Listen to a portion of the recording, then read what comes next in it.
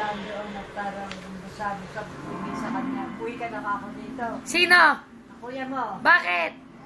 Eh paano, kung ang trato sa kanya noon eh, parang katulong, gano'n.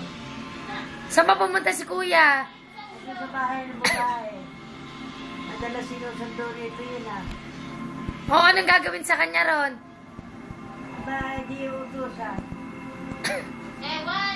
Masalok. Sumasalok ng tubig? Tapos binabayaran ba? Hindi na siguro. Dapat di mo pinapaalis. Ay, sabi ko nga sa kanya, kung trato sa iyo, eh, parang katulong ka roon. Hindi ka na dito. Dito mas kailangan ka ng tatay mo dito. Gumagawa ng kuryente. Inaayos yung plancha, hindi magamit at nahalapot doon. Ay, mas kailangan ka tao dito.